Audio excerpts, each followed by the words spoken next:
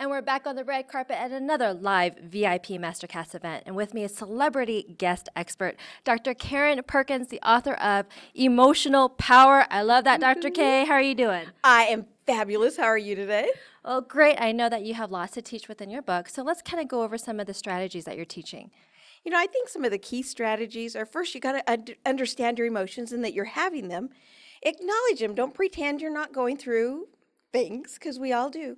But then choose how you want to react. Choose the emotion you want to focus on and choose your thoughts. Now, you have a really personal and emotional story in the book. Do you mind sharing it? Well, you know, I'd love to. I want to tell you a little bit about my sister Heather because, you know, we think about people who go through garbage, and I'm using a nice word. I mean, you know, you go through stuff, and if it could go wrong and happen badly in her life, it did. I mean, she had horrible things happen to her in her childhood, in her teenage years, and as life went on. And all she wanted to do was grow up, get married, and have lots of babies. She grew up, got right out of high school, immediately got married, but didn't have lots of babies. Because of some of the things that had happened in her childhood and because of a physical condition, she had no problem getting pregnant, but she couldn't keep the child. In 5 years, she had 11 miscarriages. Well, now I'm all crying and upset and saying, "Oh, Heather, this is so awful. You were such a nice person. You're always so happy. And this is just wrong." And she said, "Karen, Karen, Karen. Yeah, I have a heavy heart. I want a child more than anything, but I choose to be happy." And she chose to be happy. And she focused on the things that made her happy. And in those 5 years, she wrote children's books and stories and, you know, songs. And she helped other people with their children. She studied about her condition and things that had happened to her to help other people through it. Well, finally, she got pregnant. Woohoo! Little Michael Ryan, cutest baby you ever hope to see. Yay! But she ends up in bed. Whole pregnancy. Now, I ended up in bed with one of mine, and I know it's horrible. You are miserable, you're lonely, you're tired, you're bored, the bed's uncomfortable. And I would go, "Oh, Heather, you poor thing, the bed's uncomfortable, it's so unfair." And she would, "Whoa, whoa, whoa, Karen, I choose to be happy. If I focus on the bed being uncomfortable, that's all I'll notice.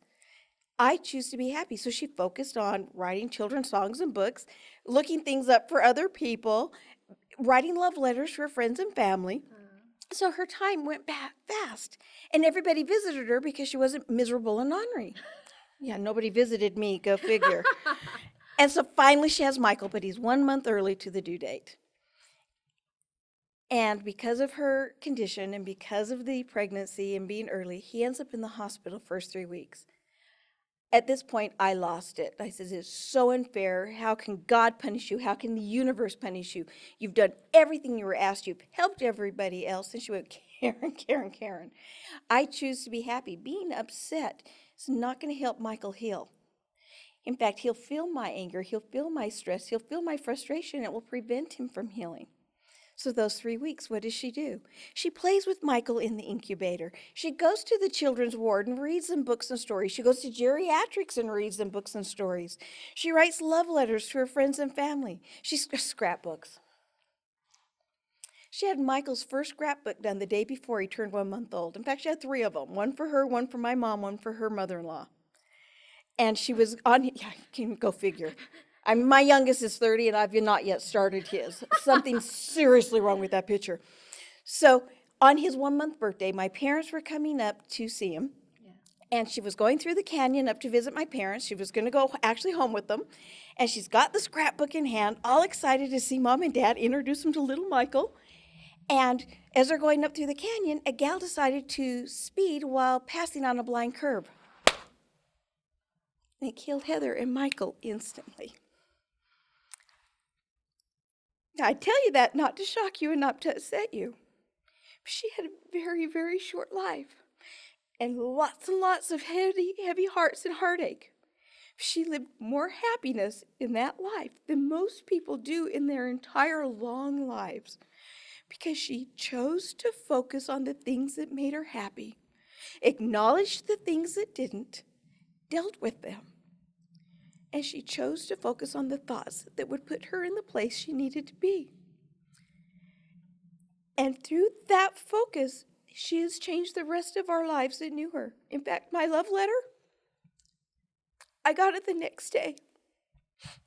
I will cherish that forever, because had she been focused on what's wrong with me and what's going on, she would not have written those love letters to all of her friends and family who received them after somebody made a mistake. We have choices. We have bad things happen to us, every one of us, at work, at home, at the grocery store. But the fact is, it's our choice what we want to do with those things. And it's our choice to decide to be happy or not. And she chose to, and she taught me a huge lesson. And I desire to teach everyone else that lesson so they can choose happiness in their lives and go forward in a way that is productive for them day to day. What beautiful. Thank you so much for sharing that. And like you said, what we can learn from Heather and Michael is that we need to live each moment, not even each day, each moment as best as we can, as happiest as we can. And thank you for doing what you do. Thank you.